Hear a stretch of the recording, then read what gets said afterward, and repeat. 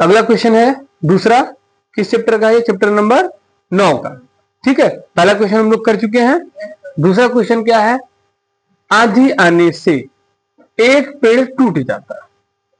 एक पेड़ जो है वो क्या हो गया? टूट गया। जैसे जैसे क्वेश्चन कह रहा है वैसे वैसे हम लोग डायग्राम बनाते हैं। इस चैप्टर में डियर ये ध्यान रखना है कि इन प्रश्नों को पढ़ करके यदि आप डायग्राम बना लेते हैं तो आपका जो न्यूमेरिकल है वो बड़े आसानी से हल हो जाएगा।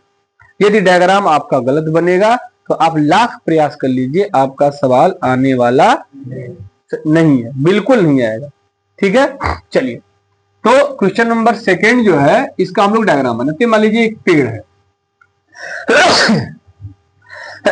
सॉरी, इस पेड़ का नाम हम लोग लिख दिए ए बी। ये क्या है? पेड़। ठीक है, आंधी आने से एक पेड़ टूट जाता है और टूटा हुआ भाग इस तरह मुड़ जाता है कि पेड़ का शिखर जमीन को छू जाता है। ठीक है, मान लीजिए ये पेड़ यहां से टूट गया सी पॉइंट से, तो अब ये क्या होगा? डॉटेड कर देते हैं इसको। ये जो है यहां से यहां क्या किया? कहा है ना कि पेड़ का जो शिखर है वो क्या हो जाएगा? जमीन पर टच हो जाएगा, तो ये पॉइंट ए यहां जाएगा। कोई दिक्कत है?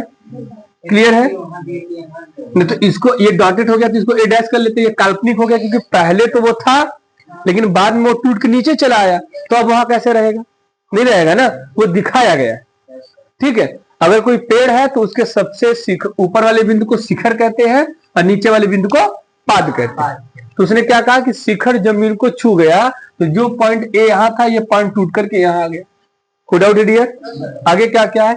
और इसके साथ 30 डिग्री का कोण बना लेता है, यानी यहां पे जो कोण बना वो क्या बना है? 30 डिग्री। ठीक है, पेड़ के पाद बिंदु से क्या लिखा हुआ है? पेड़ के पाद बिंदु की दूरी जहां पेड़ का शिखर जमीन को छूता है 8 मीटर है। तो पेड़ का पाद बिंदु क्या है? ये बी पॉइंट है, ये पेड़ का पाद बिंदु है और जहां शिखर छुआ तो इसकी बीच की दूरी कितना दिया है बेटा? तो जो कह रहा है वो डायग्राम बनेगी। बात समझ में आई? आगे क्या कहा है? ठीक है, पेड़ की ऊंचाई ज्ञात कीजिए। अब देखिए यहीं पर जो बच्चे हैं वो गलत करते हैं। आपसे अगर पेड़ की ऊंचाई पूछा जाए तो आप क्या सोच रहे हैं? देखिए पेड़ की ऊंचाई पूछा, यहां पर 3 प्रश्न बन सकते हैं। पहला पेड़ की ऊंचाई, दूसरा टूटे हुए पेड़ की ऊंचाई, तीसरा कि जो बचा हुआ पेड़ है जो खड़ा है उसकी ऊंचाई। हो सकता है कि नहीं?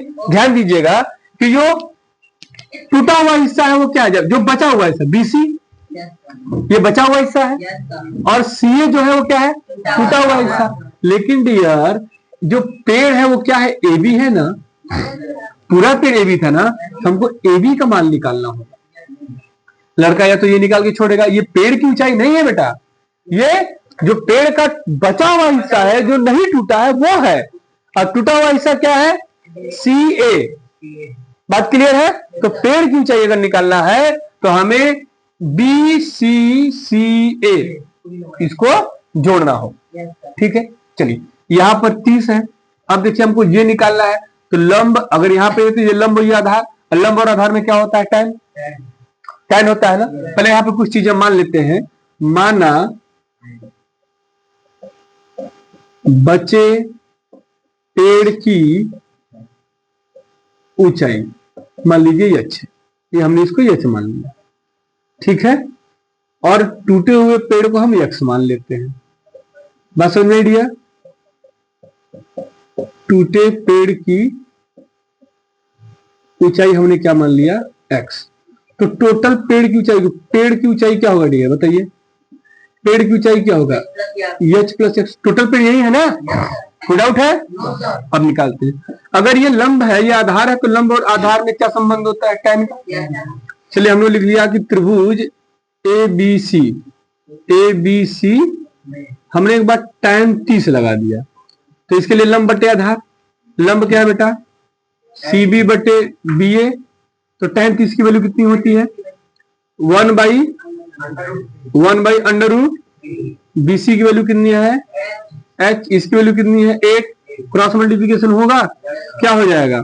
यहाँ पर under root 3HR equal to 8, H equal to क्या होगा? 8 अपॉन अंडर रूट में इतना मीटर। कोई डाउट है डियर? कोई दिक्कत? चलिए अब यहां पर क्या निकल गया, ये आधार है और ये क्या है, कर्ण। आधार और कर्ण में क्या संबंध होता है, कॉस और सेक। कॉस और सेक का होता है ना, तो लगा लेते हैं यहाँ पर हम लोग। कॉस 30 बराबर क्या होता है, आधार बट्टे बी ए बटे सी ए। तो कॉस 30 की वैल्यू कितनी होती है, √3 बी सी की वैल्यू कितनी है 8, सी ए की value x, cross multiplication √3x plus 8 गुना का 16, x बराबर 16 बट्टे √3। ये तो भैया ये तो जो खड़ा पेड़ है उसकी है, ये जो टूटा पेड़ है उसका है, लेकिन हमें पेड़ की ऊंचाई चाहिए तो हम क्या लिख देंगे, पेड़ की ऊंचाई बराबर क्या, h प्लस x, यानी कि 8 बटे √3 प्लस 16 √3। यही तो है डियर। आगे कर लेंगे, √3 एलसीएम ले लो तो 8 प्लस 16 कितना हो जाएगा 24 √3 का ऊपर और नीचे प्रविकरण कर दीजिए तो क्या हो जाएगा, ये 24 √3 बटे 3 कट जाएगा, क्या मिलेगा 8 √3 मीटर। यही हमारी पेड़ की क्या है, ऊंचाई है। कोई डाउट है, क्लियर है बेटा?